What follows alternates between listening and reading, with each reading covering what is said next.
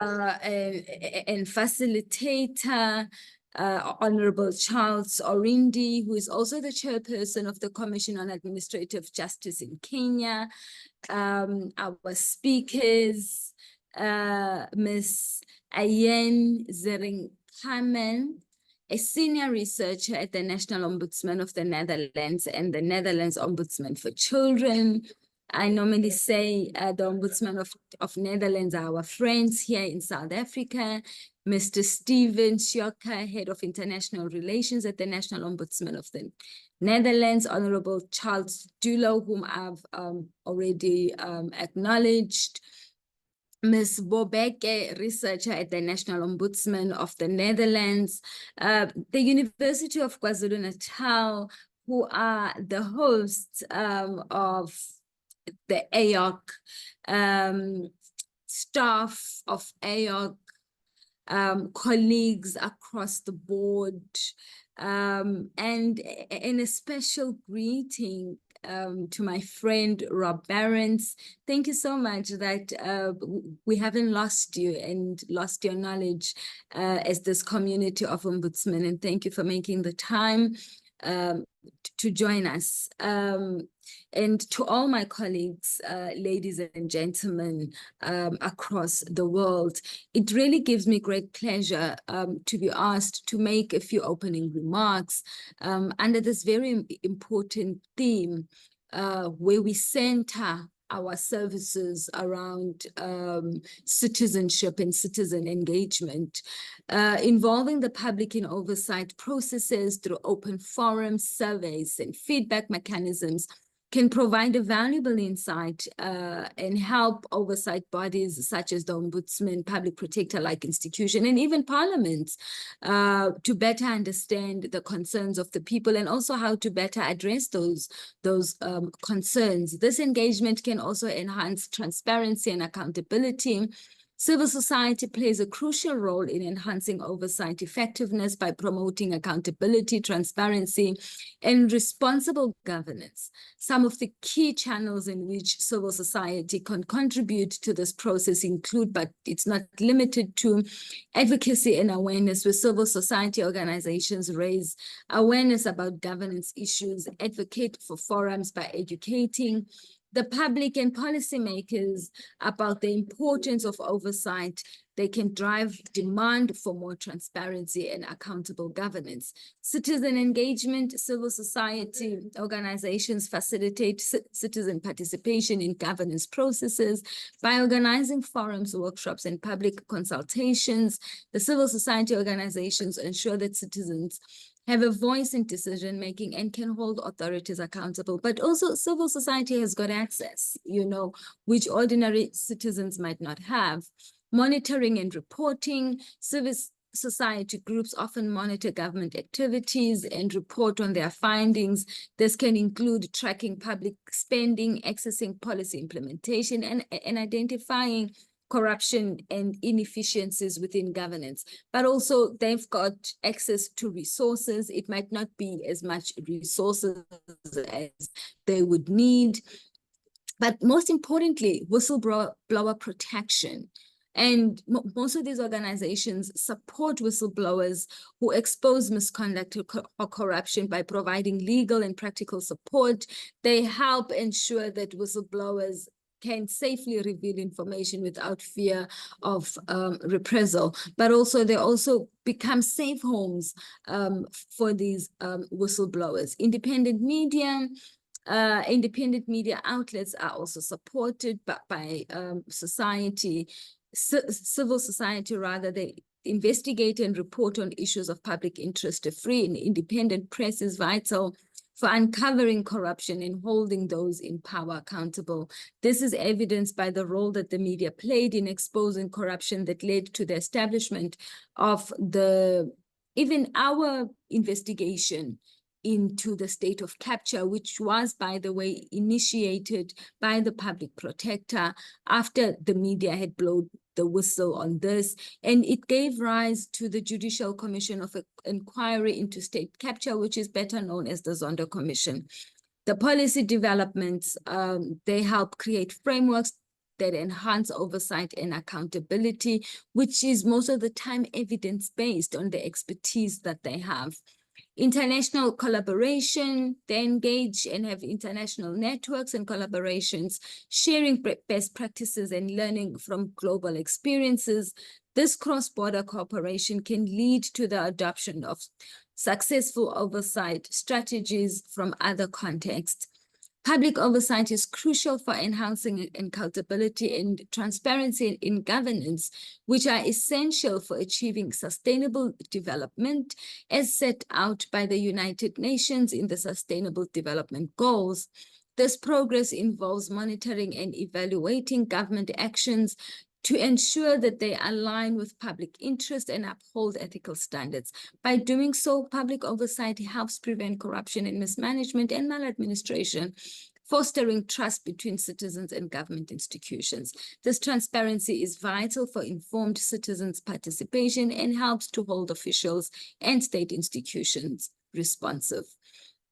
Public oversight not only enhances the credibility of governance systems, but also encourages civic engagements by promoting an inclusive environment where citizens can contribute to decision-making. Public oversight supports the alignment of policies with the needs of diverse communities, ultimately advancing sustainable development goals. Globally, public oversight mechanisms such as audits, reviews, and evaluations plays a crucial role in enhancing accountability by holding government officials and institutions responsible for their actions. But notwithstanding the importance of the role of ombudsman and public protector institutions in collecting our data, in giving a view to government, the state institutions, on the state of governance, which we would have evaluated through the investigations that we would have conducted into the different sectors which we investigate. In addition, oversight improves policy implementation by identifying inefficiencies or failures, enabling timely interventions and improvements to ensure policies achieve their intended outcomes. It empowers citizens by involving civil society in oversight processes, allowing them to participate in governance and leading to more responsive and inclusive policies. Furthermore, oversight facilitates legislative reforms, highlighting areas where existing laws and regulations are inadequate, thus paving the way for strengthened governance frameworks. In the context of South Africa, public oversight plays a vital role in addressing historical inequalities and ensuring that governance structures are equitable and effective. Allow me, in conclusion, to state that, or to reiterate the critical importance of robust public oversight for the health of our democracies and the effectiveness of our governance systems, but also for growing democracies such as ours to be able to improve, and for us who form the pillars of the support of these democracies to take stock of the views of the people, because at the end of the day, the government governs on behalf of the people, and therefore the interest of the people should be taken forward. So let me also take this opportunity to thank the Public Protector team, the AORC team, the IOI, for its support to AORC and ensuring that we continue to be of service to our colleagues, not just in the country, in the continent, but also in the world, and that everyone gets onto this platform and share their experience. And a special thanks to my colleague in the Netherlands for allowing his team to share with us today. As the Public Protector, by the way, we will soon be launching our re-engineered stakeholder and outreach program, which we've taken lessons from the Netherlands, but also from London, under the stewardship of Rob. And even when Rob was leaving, he ensured that we were able to learn and take further the work that we had discussed. So it is very important that really we hear the advancements made and what we can take from these as we engage with our communities platforms, utilizing our own platforms, utilizing local radio stations, technological advances. PPSA has recently bought its equipment to ensure that we are able to participate in vlogs, and we are hoping that AORC will take advantage for that platform. So I am really grateful and thankful for the opportunity of us being able to put the world together around the AORC platform. I thank you. That you also take the opportunity to introduce our esteemed facilitator, Honorable Charles Dulo, who holds a Master in Laws degree from the University of Nairobi, a postgraduate diploma from Kenya School of from the Kenya School of Law, and an LLB from the University of Nairobi. These academic qualifications reflect a solid foundation in legal principles, and as chairperson of the Office of the Ombudsman in Kenya since December. And welcome to our community, and we haven't had an opportunity to meet, and I hope that we will have that soon. Really welcome to this beautiful community of ombudsmanship. We are really a community of sisterhood and brotherhood, which we believe the accolades stated in your bio, which you say are guided by a vision that places citizens at the center of governance, and the work that you have done of spearheading high impact audits and inquiries that have challenged systemic inertia and enforced accountability at the highest level of government, that it will also contribute to the work that we do. It is a long bio and accolades, really, which draws on your deepened experience as an advocate and a lecturer, understanding the diverse governance and context to cultivate public service that is open, responsive, and readily utilized by citizens seeking justice, and particularly through ombudsmanship, which is a very unique way of bringing citizens closer to the corridors of governance and ensuring that indeed what is proclaimed by democracy is ultimately advanced. So, ladies and gentlemen, a special welcome to our facilitator, but also to the participants today, whom our facilitator will introduce, and who without a doubt have got very esteemed profiles, and that is evident by them being part of not just this continental platform, but also the world platform. Thank you very much, and welcome, Mr. Charles Dulo. Thank you. Thank you very much, Advocate Kholeka. I hope I got it right. Good morning, everyone. I hope we can give Advocate Kholeka a good round of applause for how she has handled the opening, and I really, really appreciate that. Thank you very much. Good morning, good afternoon, and good evening to everyone from wherever you're joining us. I'm conscious of the fact that we are in different time zone.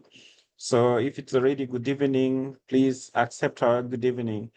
My name is Charles Dulo, the chairperson on the Commission on Administrative Justice in Kenya, which is popularly known as the Office of the Ombudsman. It is my distinguished pleasure to serve as the facilitator for today's webinar. On behalf of African Ombudsman Research Center, the African Ombudsman and Mediators Association, and our esteemed partner, International Ombudsman Institute, I welcome you all to this vital discussion, which is titled Enhancing Citizen Engagement and Encouraging a Greater Utilization of Ombudsman Services by the Citizen. As has been noted, Ombudsman Institute plays a critical role in promoting accountability, protecting fundamental rights, and strengthening public administration. However, a significant challenge persists, and that is of public awareness of our services, which remains limited, particularly among the most marginalized and undeserved communities. This webinar is designed to focus on this challenge with the goal of exploring practical and innovative strategies that can genuinely improve the visibility, foster trust, and expand access to Ombudsman services to every citizen. The Office of the Ombudsman in Kenya has targeted outreach that emphasize proactive engagement through what we call Ombudsman Mashinani. Loosely translated, it means that Ombudsman at the grassroots level. We seek to reach the citizens from all walks of life, empowering them to assert their rights and bridge the gap between the government and the people. Today's session draws invaluable insights from the International Ombudsman Institute's best practice paper, Connecting the Communities, Outreach Policies from Ombudsman Around the World. This pivotal document, launched in 2024 IOC World Conference, that paper has a wealth of real examples and strategies. We are particularly privileged to hear directly from the team behind the Netherlands' significant contribution to this paper. Joining us are Ms. Aye Zarinka, a senior researcher at the National Ombudsman of the Netherlands, Ms. Bo Beke, also a researcher at the National Ombudsman, and last but not least is Stephen Sau, the head of National Ombudsman of Netherlands. Their expertise will illuminate how targeted outreach, direct community contact, and adaptive communication methods can empower Ombudsman institution to reach those whose voices are often unheard. We look forward to a dynamic exchange of ideas and experiences that will equip us all with actionable strategies to deepen our connection with the public. I encourage everyone to actively participate and share your thoughts and engagement with these distinguished speakers. Allow me to just get through into the bio of the various speakers before I can ask them. As I've noted, Aye holds a master's degree in cultural anthropology and sociology from Leiden University, and she had a primary focus on Middle East.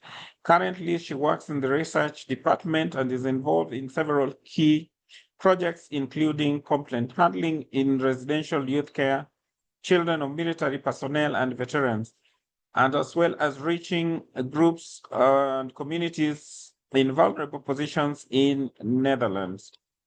Aya is one of the co-authors of the 101 Best Practice paper on outreach, developed with the input from 17 Ombuds institutions, and the practice on the outreach shared by colleagues around the world, and the implementation methods, and also within the National Ombudsman of the Netherlands.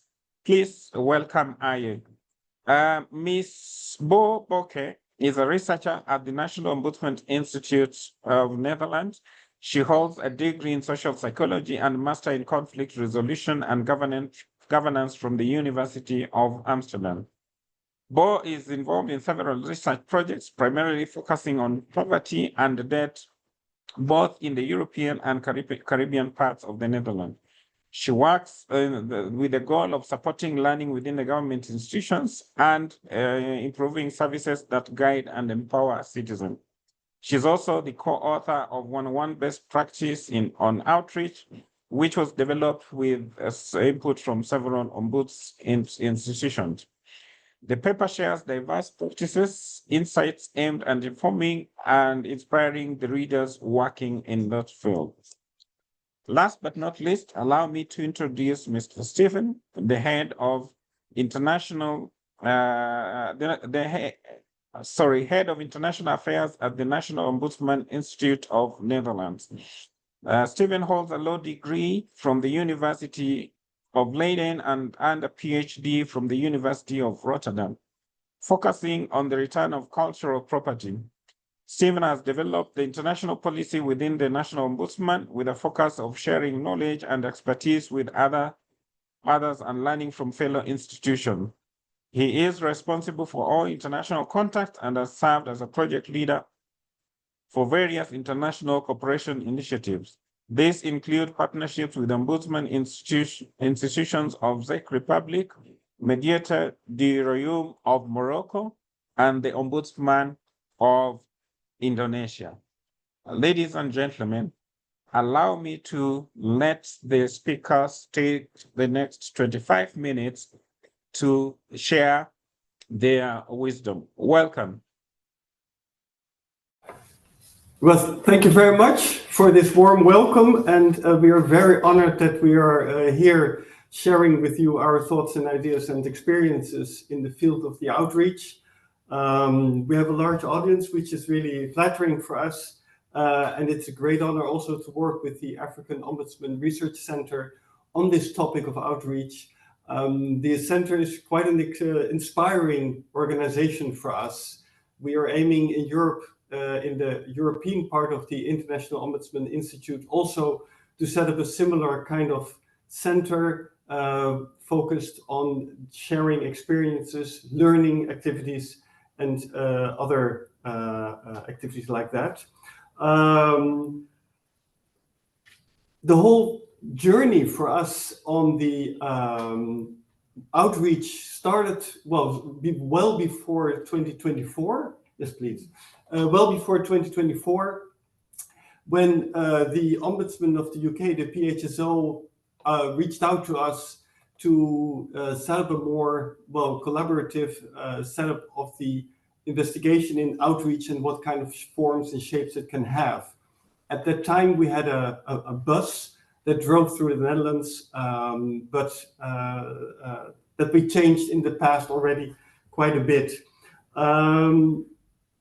We are talking today about the best practice paper that we published for the IOI. The idea behind a best practice paper is that you show what is the best practice for the Ombudsman community. And for us, that meant that we wanted to share all of the Ombudsman community, just not only the Dutch part, but every part that would be able to take part in this investigation. As you know, the Ombudsman institution is very much adaptable. It's in many countries. We can share a lot of similar investigation procedures and traditions and how we work. But at the same time, there's a lot of differences between us because there's a geographical difference, there's a cultural difference, there's a language difference. And so if you want to write a best practice paper on any topic, I think, especially with outreach, it is very important that you take into account all the particularities of every country, every group of people, and all the nationalities that you have to deal with.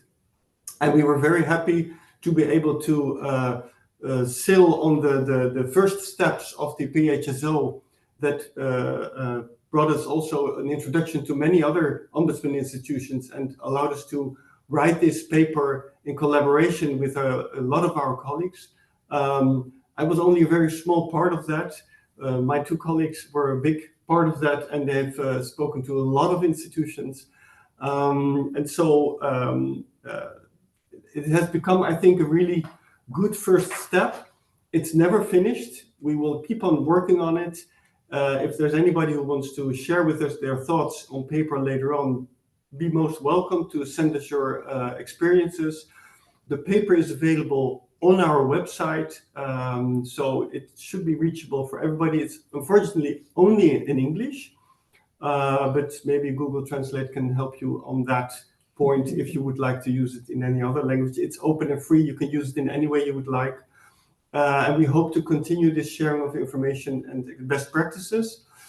And which, without much further ado, I would like to start, invite my colleagues to continue the presentation and tell you about their experience and thoughts on this topic. Thank you very much. Yes, thank you. As Stefan mentioned, in our work, we face different challenges, and these challenges require to exchange ideas and experiences, and that is to of course to learn from each other. So when we decided that we want when we decided to write the best practice paper on outreach, our preference was a paper based on different experiences, different ideas on outreach. So this was important for us because we thought it would make us aware of what we actually mean when we talk about outreach. During gathering data from our participants, we already noticed that there is not a single definition on outreach in the IY community. Well, is this a problem? This can be a point of discussion. It doesn't necessarily has to be a problem, but these differences require that we explicitly explain what we mean by outreach when we are discussing this subject. And as Stefan also mentioned, in our work there are a lot of similarities, and in that we can learn from each other. And of course there are differences, and there are differences that also matter. For example, our mandates, our culture, the geographical position, our political structure. So it's important to take those in account because that is important. It's important that outreach activities, of course, suit our local context and the local setting in which we are operating. Well, so actually this was a joint journey with the participants for which we are very grateful.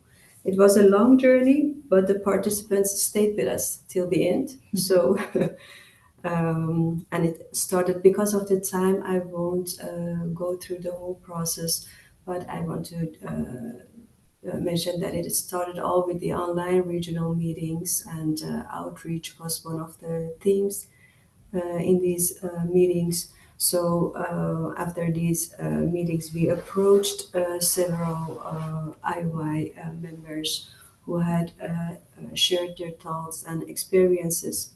So we had our consultation round and the interviews, and during the IY conference in May, we presented our initial findings, and during the breakout sessions on outreach, we heard new interesting things and new insights. So we organized a second consultation round, and when we had our first concept, the participants gave their feedback, and then the paper, we sent the paper to the IOI Board of Directors for an approval. And it is on the website of the IOI, and in May we published the paper in our own format. So these are the participants that were involved in the paper, and as I mentioned, we are very grateful for their valuable contribution and their collaboration.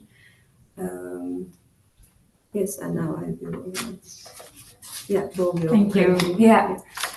Thank you very much. Yeah, now we will tell you about the focus of our paper. There were three main questions that were centered. And during this presentation, we will follow these questions as well. The first one was the why question. So why outreach, and what does outreach actually mean to the Ombudsman institutions who participated? The second question was, how do they organize outreach? So we gathered many examples of outreach practices. And the third one is, who are they trying to reach, and how do they find these groups and communities? So the targeted audience. The paper aims to be practical and inspiring, so we didn't categorize the outreach practices by mandate, local context, or geography, but as I already mentioned, we encourage you to keep your own context in mind as you listen, and hopefully you'll hear some insights that are useful for your own work.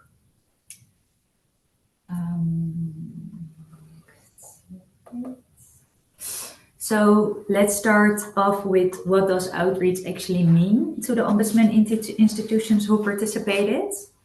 From our conversations, we noticed that they focused on what can be achieved through outreach. So the three main goals emerged.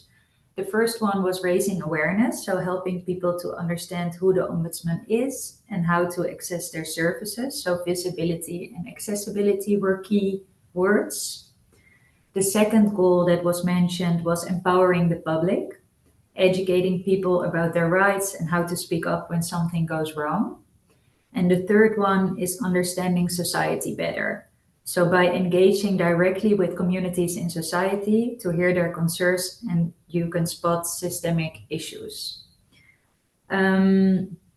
We noticed that one single outreach activity does not contribute to just one goal. Actually, the opposite is true. An activity can contribute to multiple goals, but in the end, we saw that the overarching aim of these goals is to ultimately improve government functioning. On the next slide, I will show you some examples in which you can see different goals of outreach. The first one is a mobile cinema in which human rights among children in Mexico City are promoted. So that's an example of empowering the public, or in this instance, children.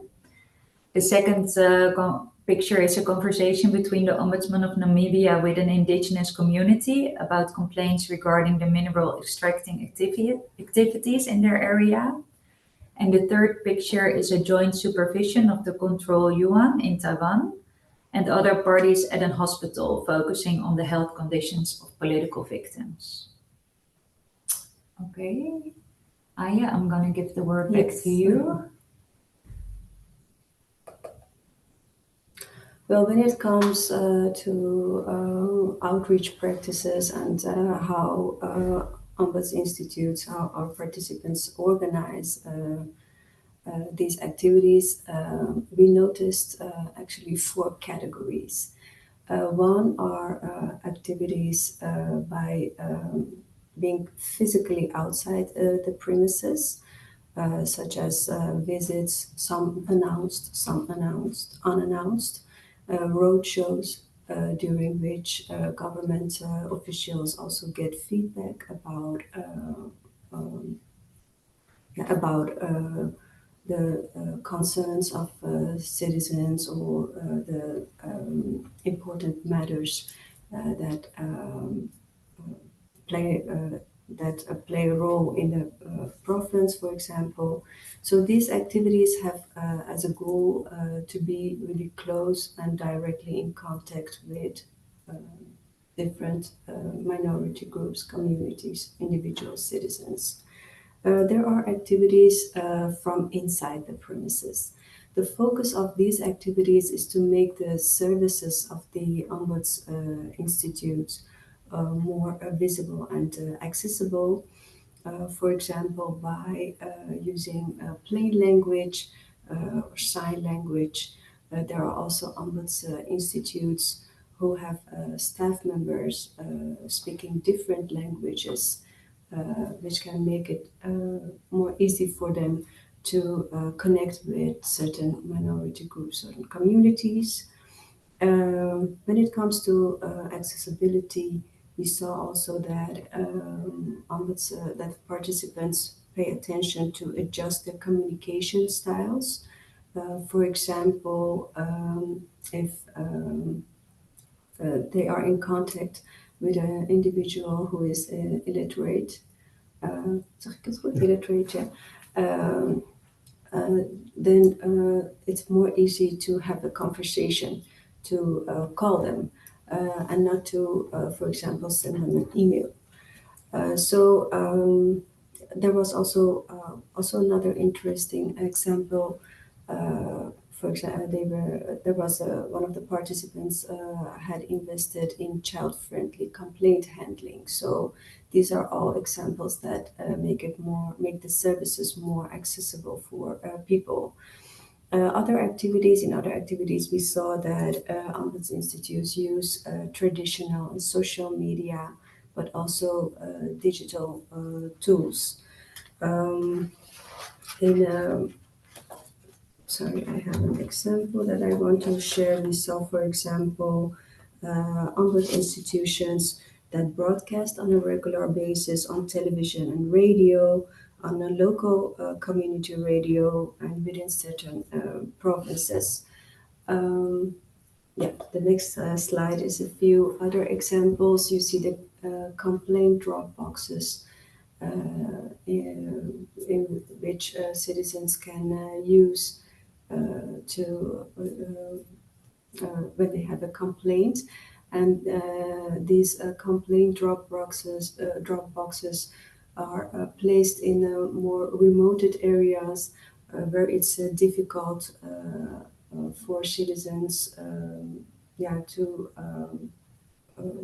to have access to the main office of the Ombuds Institute. In the second example, you see an Ombuds Talk, an episode of the Ombuds Talk organized by the Ombudsman and the Children Ombudsman of Rotterdam. In this episode, they are talking with the council members and discussing, for example, the bureaucratic, the so-called bureaucratic jungle. It's the complexity of the bureaucratic system. And these episodes are, of course, available for citizens to watch. It's through a live stream, but also there is also a link that citizens can look them afterwards. The last example is a virtual treehouse, and this is an example of the Mexico City Human Rights Commission. This is a playful interactive platform for children and adolescents, and there they can receive information about their human rights. It's also accessible for children with disabilities, and they also use this platform to stimulate children and adolescents to participate, for example, by reflecting or giving their opinions about the promotion and the protection and the defense of their rights. Another category, and a very important category that Ombuds Institutes have their activities, is by intermediaries. They approach intermediaries. So you can think of NGOs, ambassadors, volunteers, community leaders, key figures in the community, experts by experience, and professionals. The value of these intermediaries is their knowledge of certain minority groups and communities, because of their long-lasting and regular contact with them. And these groups they also trust these intermediaries, so they are very valuable in our work as one of the stakeholders.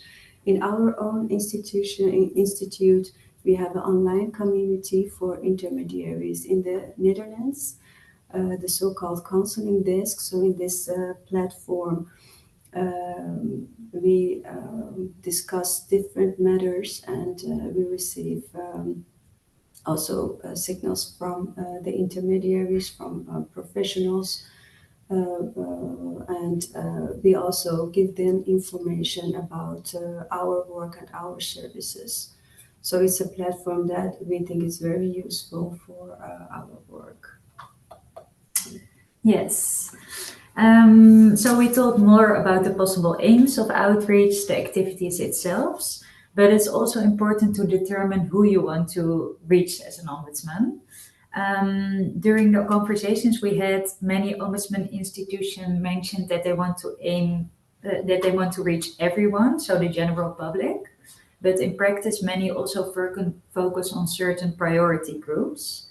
By some ombudsmen, these groups are recognized in constitution or identified on the basis of their mandate. And in some cases, the ombudsman determines itself who they target as these priority groups.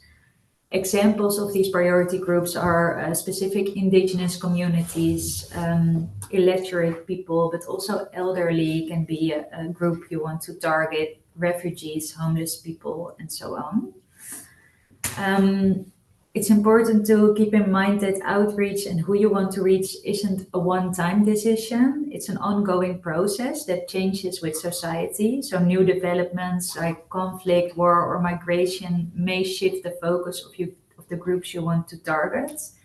For example, the Romanian Ombudsman recently investigated how refugees from Ukraine were treated at border crossings due to the current situation.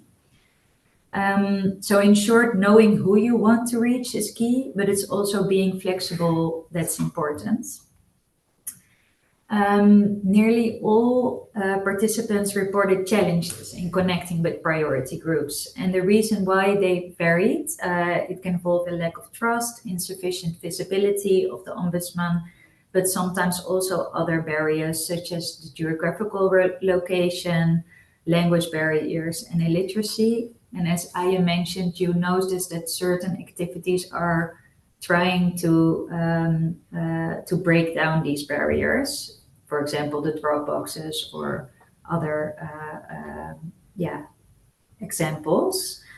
And as mentioned before, these intermediaries that are already in contact with the priority groups can also be of great help for the ombudsman, because sometimes these barriers don't count for them. For identifying the priority groups, some ombudsman institutions use different types of data, both internal as external data. And with internal data, we mean data on the complaints received by the ombudsman institutions, or for example, feedback surveys on closed cases. For example, the Public Protector of South Africa uses their own data to see whether certain complaints occur multiple times. And this gives them more information about the structural character of complaints, and also about who they identify as groups that require more protection. And we saw also that some institutions combine the analysis of their own data with external data to gain more information about the people they manage to reach out, but maybe even more important, also detect who are underrepresented. I'm gonna click for the next slide. Oh, sorry. Then we are already gathering or coming close to the end of the presentation. What we want to explicitly say again is that every ombudsman faces unique challenges shaped by the geography and mandate. But one thing is clear: outreach is not fixed; it evolves with society.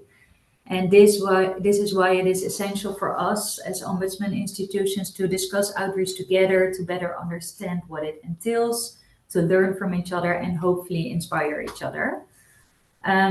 So that you can see within your own context of the Ombuds Office you're working, that you can determine whether you want to scale up or implement certain outreach activities. During our consultation process, we also asked participants about the challenges they faced, and mainly a resource shortage, so both financial and personnel was mentioned. And given these resource shortages, it's also important to think about the goals of your organization, priorities your outreach activities based on these goals, and carefully allocate resources. And we hope that this presentation, but also the paper itself, can provide a guidance on how to consciously engage in outreach as an organization. So that is the end for now. We have some questions as well, maybe for the audience, but I don't know if this is the right time for now. Thank you very much for that wonderful presentation. I think we'll open it up for questions and answers. And thank you for keeping time. I was almost going to start ringing the bell, then you left 2 minutes to spare, which is fine. Frankie, I don't know whether you're going to project the questions or the speakers can answer the questions that they had already been sent. I think the speaker want to engage with the audience now. If they have any question that they need to ask or any intervention that they need for the audience, you can go ahead. You have 20 minutes to do that, our team, and we'll open the floor to 4 to 5 people who put their hands first, so that they can intervene whenever you want them to intervene. So go ahead, Stephen and Tim, and we'll be watching on the attendees. Whoever will put hands first, will allow them to speak. So for 20 minutes, we will allow you to engage with the audience. Thank you. Very well, thank you. So the speakers, the floor is still yours. Well, we were hoping to engage the people who are taking part in this session and hear their questions, maybe about what you've said, but also your own experience you would like to add, or very much hear if we have touched the right tone and note on our experience, and what your thoughts are, if they're the same or different, because we've learned that in outreach, it's a very rich field in which many people think of very interesting, very fascinating activities to engage the public and reach out to vulnerable and marginalized groups. So please, we would very much like to hear your thoughts as well on this, and listen to each other, because as we mentioned before, it's a best practice paper, but we are not the experts. My colleagues just know a lot and have heard a lot, but depending on where you are, you're your own expert, and this is to help you to be inspired. And so maybe you can also inspire us, the whole group, with your experience and thoughts. Please, the floor is open. With your permission, facilitator, Honorable Dulo, we have Osman Mohammed on the line who's putting his hands up. Can we allow him to speak? Sure, let him go ahead. Wait, see. No, we've lost Osman. Let me see if there's anyone else who has put the hands up. Okay, we've got Chrissy from the IOI. Let's allow Chrissy to speak. Sure. Chrissy. The floor is yours, Chrissy. Hi there. Can you all hear me?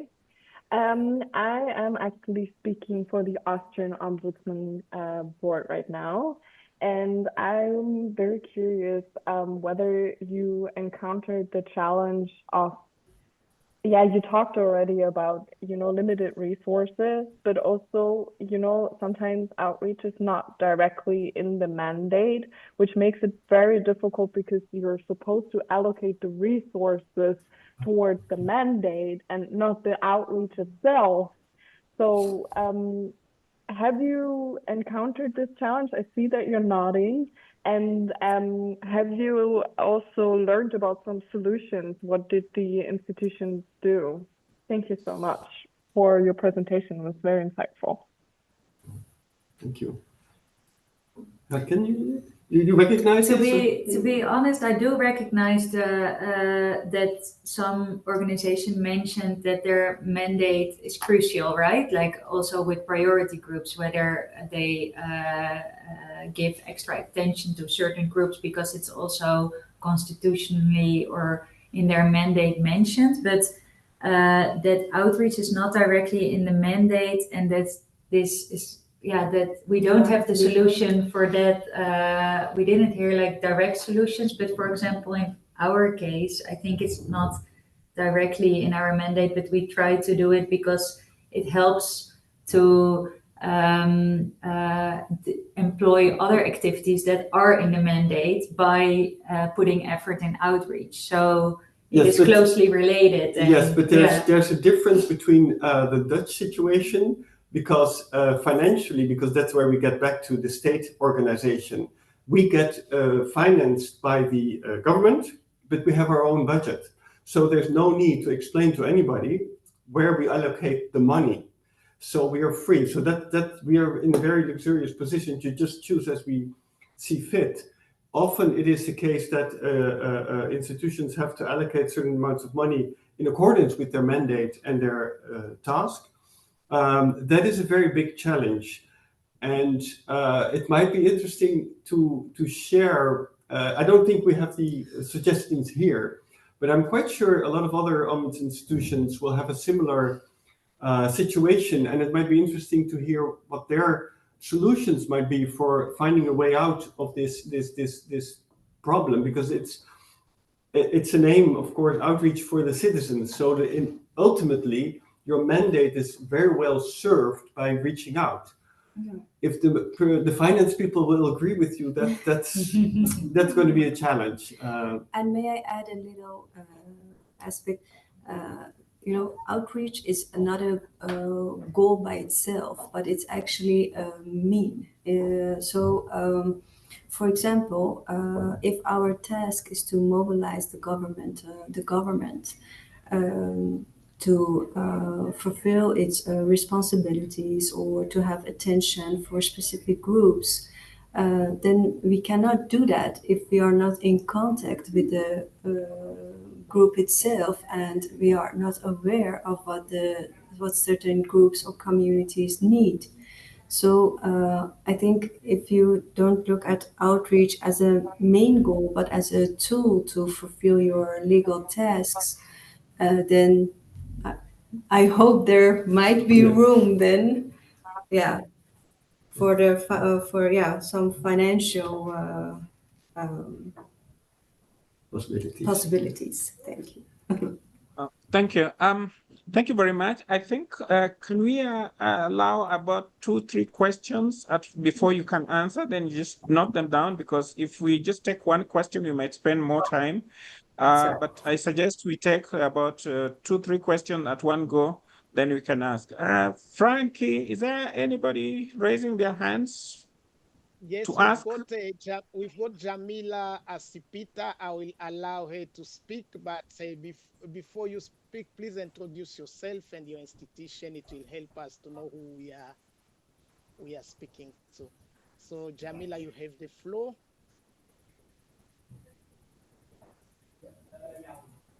Jamila, you can speak, please. Can you hear me, please? Yes. Yeah. All right. Hello, my name is Jamila. I'm tuning in from Ombudsman Commission in Nigeria.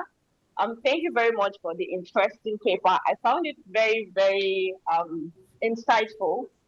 Here in Nigeria, I can say that we often carry out certain outreach. We try, especially when it comes to the grassroots level, we try to reach out to people more to understand their plights and to get them to build and establish confidence in the ombudsman in Nigeria. So this paper has given me a more structural way to go about it, further plans for future outreach. And I'm sure, like every other ombudsman institution out there, there's the issue of resources. But I think when it comes to outreach like this, it's more about getting in touch and in tune with citizens and helping them resolve their issues, and less about how there's this resource issues. And I don't know how this outreach is going to help us with that, but I feel it helps more with reaching out with the people and the citizens. Once again, thank you so much for the paper. Thank you. Thank you.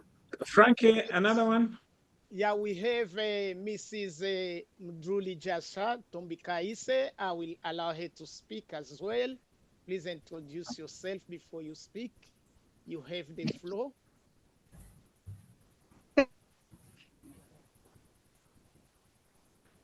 Good. Thank you so much, Frankie. I was unmuted. Thank you. My name is Tombikaise Queeneth Utilization. I am at the Office of the South African Military Ombud. And thank you so much for the paper and the presentation. It was really good and empowering. So you mentioned something about mandates not talking to the outreach program, and you wanted to hear how we have, or some of the offices have navigated that. In our office, we've got the annual performance plan, which talks to the Military Ombud Focus Area 2, which is the implementation of the integrated communication and marketing strategy and plan. So in that, the APP speaks to outreach programs, which we then do in different provinces every year. So we decide which province we're going to this year, and then the next financial year, just like that. So I just wanted to talk to that, but I enjoyed the presentation. Thank you so much. Thank you. Thank you. Next, Frankie.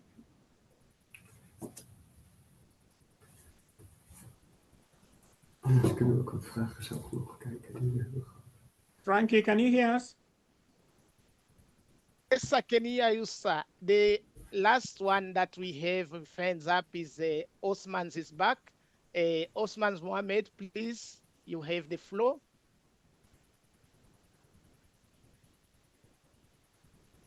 Sorry, before you start, Frankie, I think you can find me now. Just have a look. Oh. It's Ludo under Ludovic Béchard. Yeah. Try to assign me again. Okay. Sorry, everyone. That the French interpreter, I think we have him now. Let us try to put him.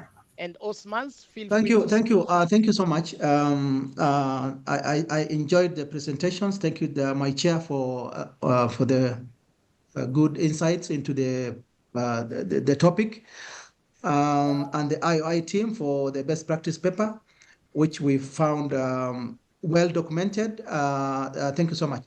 My only contribution to this is, of course, for Kenya, we have express provision on outreach in our constituting acts, which is good enough, that plans that enables us to program for outreach programs. But my other insight is that what happens after the outreach is also something that we are trying to explore. For instance, in some outreaches that we have in areas that we are not available, we have had a huge number of complaints received on site during the outreach day. Then those citizens will be interested to know what happens to them. So we have a follow-up mechanism with the complaints department, between the complaints department and the outreach department. We make a follow-up on those complaints so that we make sure that those complaints that are received during outreach programs are dealt with expeditiously, so that then the people that we have visited, next time we go there, they will have trust in us that what we are doing is impactful to them. Thank you so much. Welcome. There was Mr. Ludic, I think. Are you Ludovic Bencha? Oh, no, Ludovic was the French interpreter. It's fine now. We are sorted now. And back to you, facilitator, for the Q&A, or maybe any comment. Oh, no, we've got one more. Can we take this one more before we go to the written questions and answers that you have, honorable facilitator? We've got Avita. Sure. Avita want to speak, and I think this is the last one that we are taking from the floor. Okay.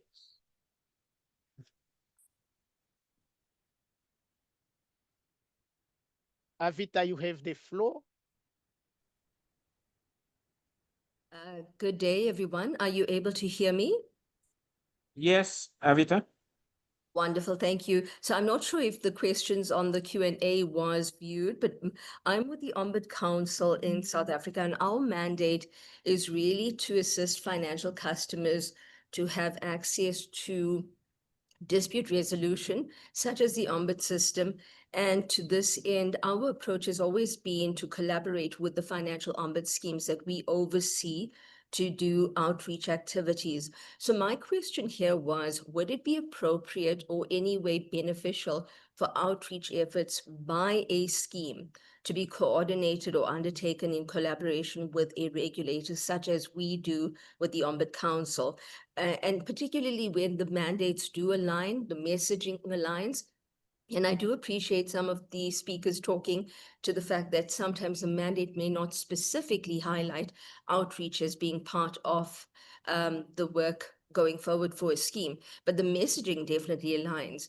I'm just keen to understand, whether from a joint approach, is it encouraged, is it expected in those such instances? Thank you. Okay, I think let me ask. Most of them were comments. Just Avita Izana has a question. The presenters, can you make some comments as you answer Avita's questions?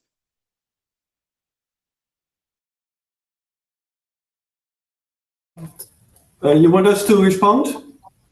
Yes. Okay, sorry, yes, thank you. Well, thank you very much for the comments. They were very helpful and interesting to hear everybody's experience. And thank you very much for the compliments for the presentations. I would like to respond to the question from Kenya. And you also will also respond to the last one, or? I can respond to the last one. Yeah, okay. You take the first. Okay. Well, it was exactly interesting to hear what you do as a follow-up for, what happens, you said, what happens actually after outreach. And, during our conversations with the participants, we heard from a few that staying connected is very important in outreach. So some of these participants also didn't use the term outreach, but they used the term engagement. So actually, when we connect with groups and communities, that's actually a starting point. So the question is exactly how you can stay engaged and connected, and that they can have trust actually in our work.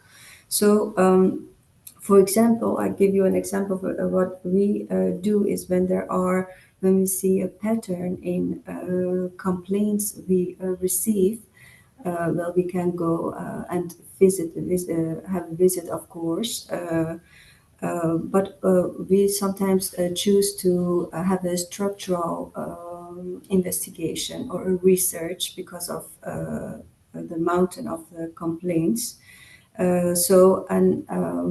What we try to do is to also stay in touch with the involved citizens or groups when we are doing the investigation, and that we also give a follow-up about the outcome of our investigation and how we try to mobilize, for example, the government officials to solve a certain problem. So can I maybe add one thing?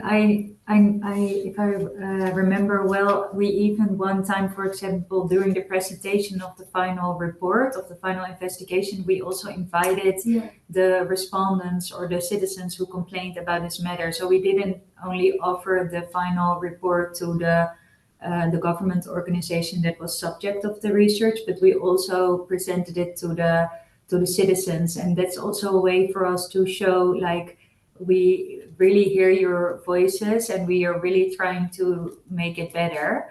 And we get feedback from those people that they really appreciated that we did this effort to invite them as well and see them as like an equal conversation partner. Yeah. And to finalize with again a comment about the Netherlands. Sorry about that. We also have a part of the Netherlands is in the Caribbean, and one of the important things is that the 3 islands that are there that are part of the Netherlands are very small, and in those communities, it's essential that the same people come back and that you keep coming back and that you make yourself visible and you listen to what their people are saying. So the return and indeed to the investment in keeping up this outreach is very fundamental, because that creates trust and effectiveness.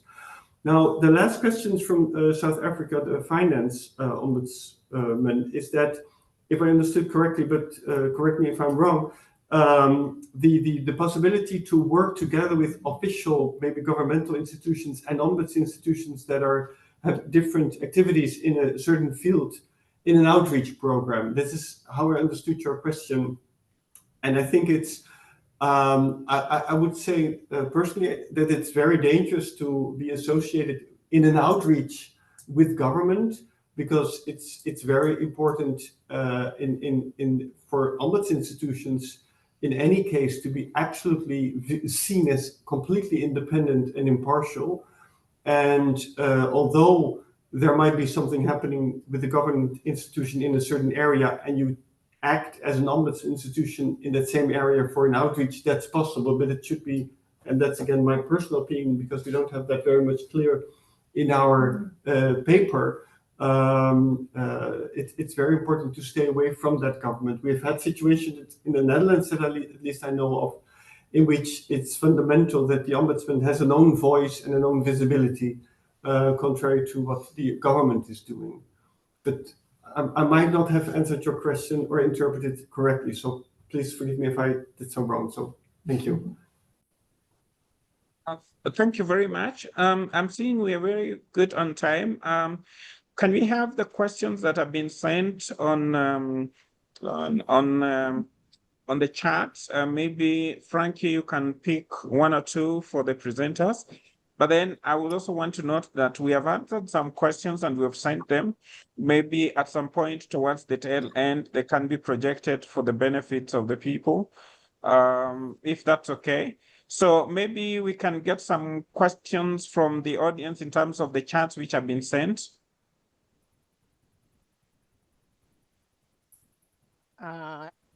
Yes, let me go through that. Marion, can you assist us with that? Go through the question that are on the Q&A that haven't been answered yet, and also on the chat. Yes. Please, Marion.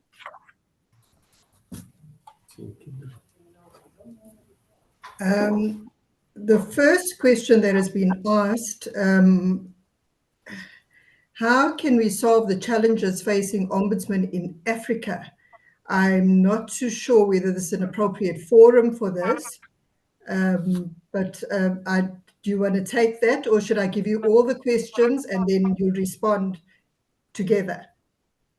I think give us about 3 or 4 questions, then we can tackle them together. Okay. The second question from the Q&A, I think Avitha has, her questions have been dealt with. I'll get the next question. How do you manage the complaints drop boxes to ensure safety of the boxes while also ensuring that you remain within the prescribed timeframes for resolving these complaints? And what do we do when some officers won't even reply your letters because you are seemingly toothless? The next one, how as ombudsman employees face challenges from citizens? How do we handle this? Should I do one more, Honorable Facilitator, or should we leave it at that for now? One more. One more. Ombudsmen perform a lot of meaningful to the people, but many still don't know her work and duties. How can government help ombudsmen to spread the work to the interior? Thank you, Honorable Facilitator. Okay, thank you very much. I'm not a presenter, but I think some of the questions that have been asked I can attempt to answer from my experience. Number one, what did they say? What do you even do with officers who think that you are toothless? I think you need to look into your mandate and see what can be done. When we came into the office, we were faced with that challenges. Fortunately, within our act, we have certain powers to summon people to come and ask our questions, because our act expressly says that we have, when we're doing investigations, we have the powers of the court to summon anybody to produce documents. And it is in this vein that we have been able to use summons, which is a very effective tool. And people are now starting to respond, because they know if you don't respond within a given time, the ombudsman will take action, including summoning them. And some of those have serious repercussion.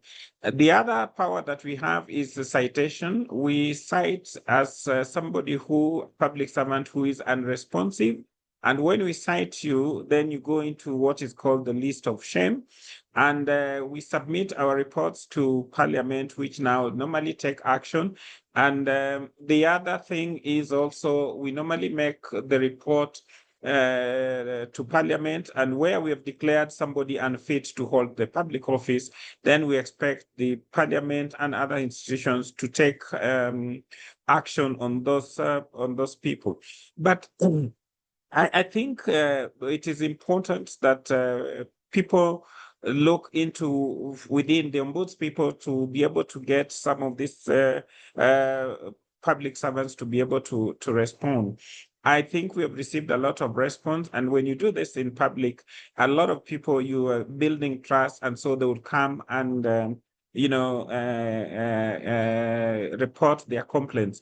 We did an expose, what we call site visit or spot check at the pensions department, where a number of retirees had not been paid pension for over 20 years.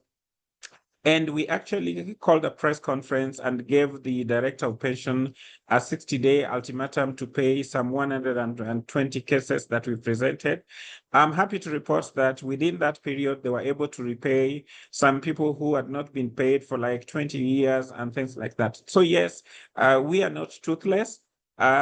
We even bite without even the teeth, but we'll still get people to answer. I think I'll leave it to the panel to answer those questions. Any other member to be able to answer to those? I've just done one. Maybe somebody can do on the issue of drop boxes and the others. Thank you. I think the answer to the drop boxes can best be asked to the South African Ombudsman, because they have the experience on that part, because we don't have that. It would be very interesting to hear about that. It's also, I think, what was mentioned, that the complaint handling or the ombuds institution is also faced by citizens that can be very challenging. And I know from other institutions that sometimes citizens, in their frustration or in their impossibility to get their problems solved, can become violent and often very vocal in very creative language on what they think of government and ombudsman in general.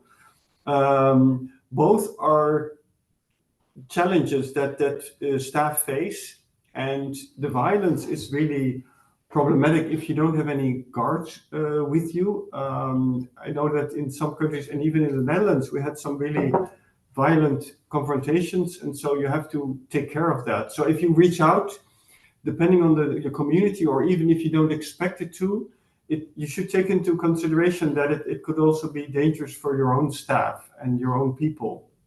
So that depending on the situation, you should be aware of that.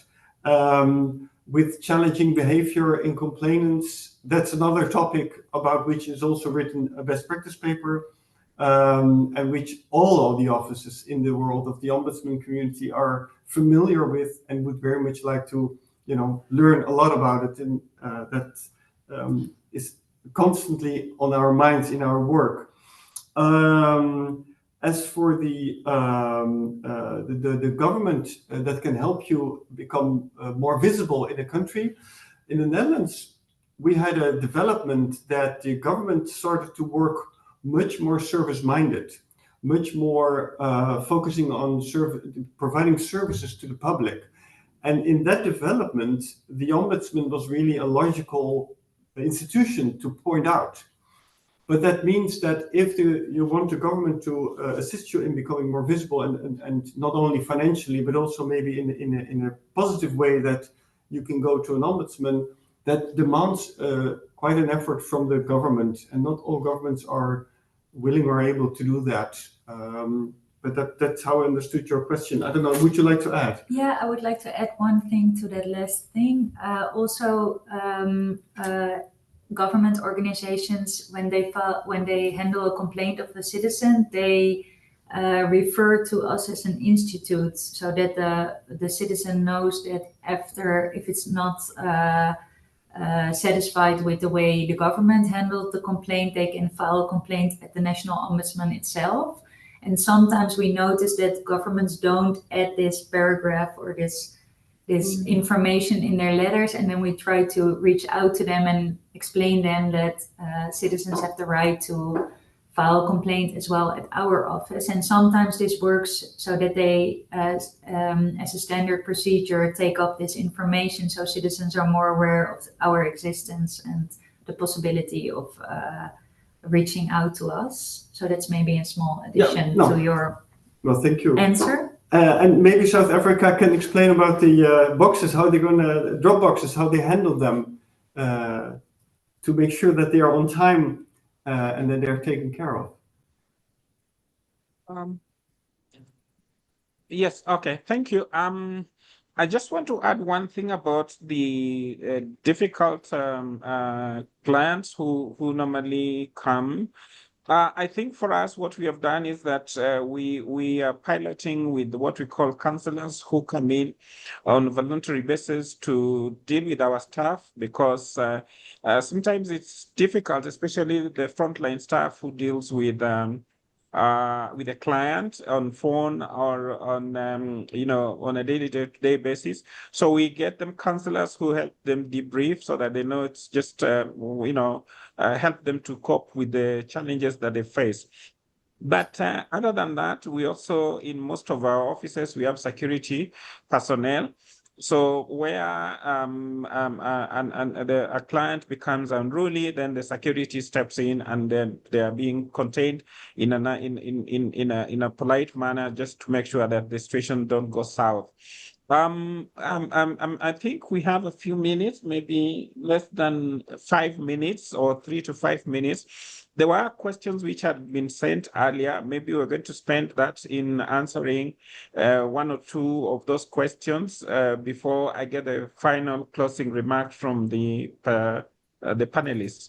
So I think, Stephen, the questions have been sent. Maybe you can take one or two and then answer as we go along.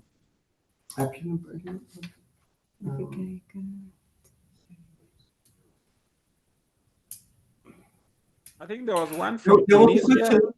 There was a question whether the activities in outreach are measurable, and you can actually explain to the government what you did.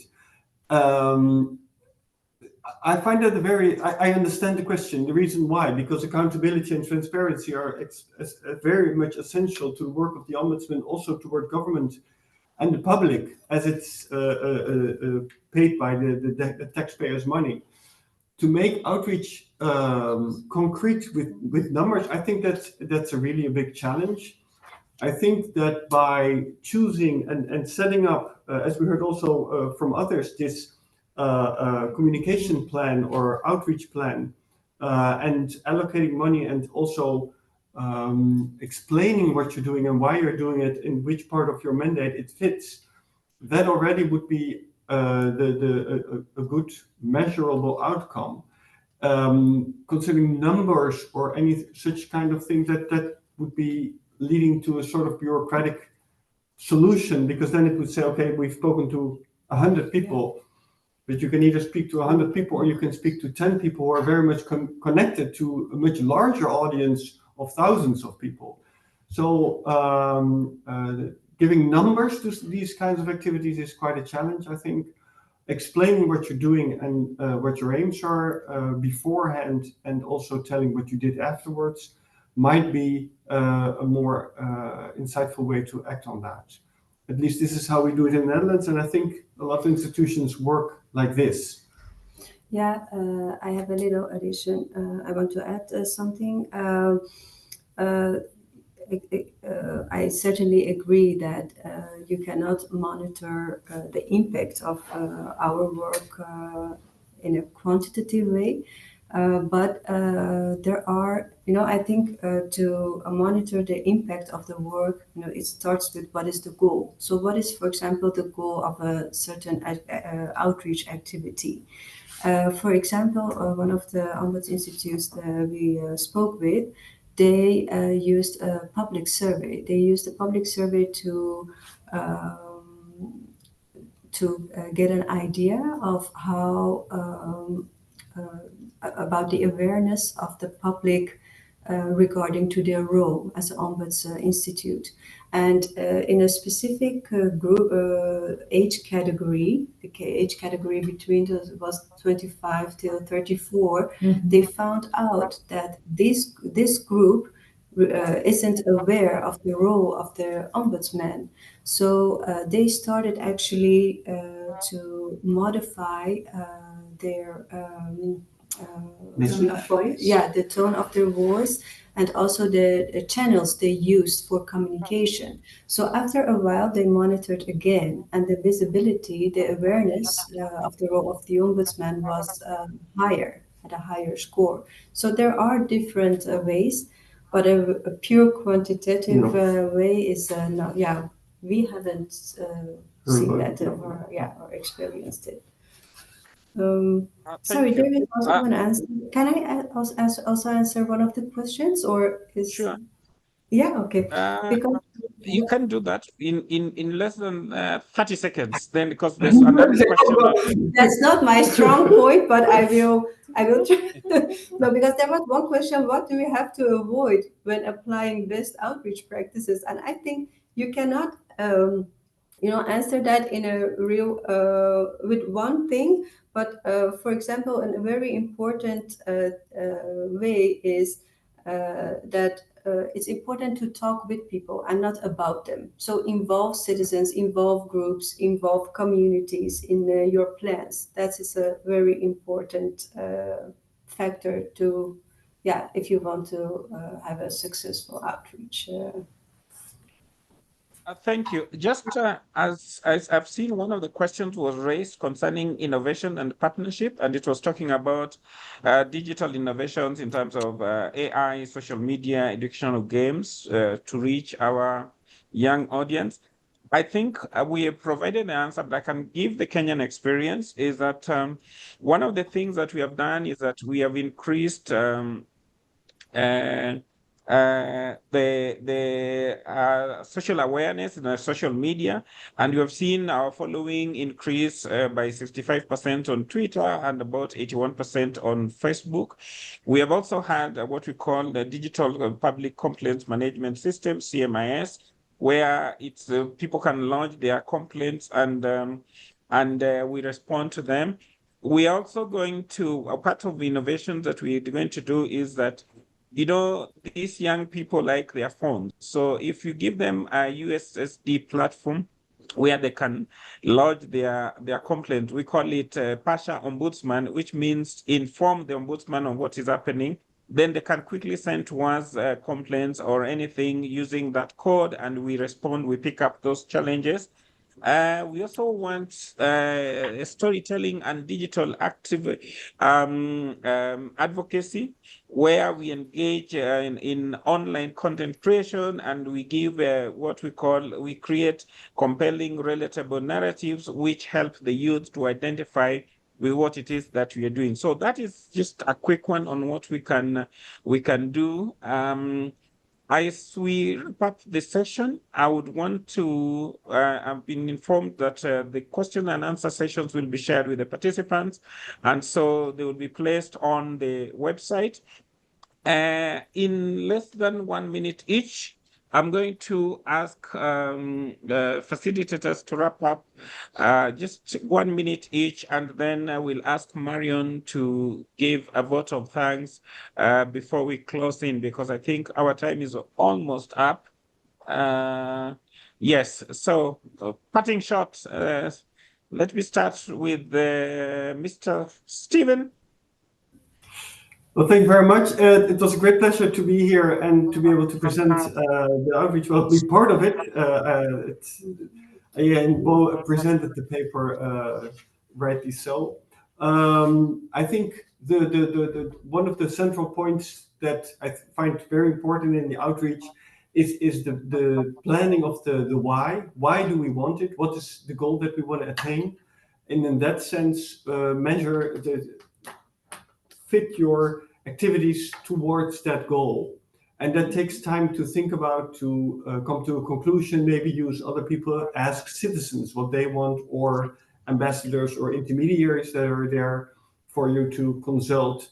Start up with a good plan before actually doing something. And depending on your situation, adapt it to that plan.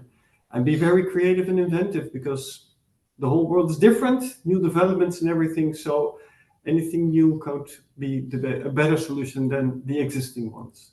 And thank you very much for being part of this meeting online. Thank you very much. Thank you. Well, it was a pleasure to share what we have gathered by the paper.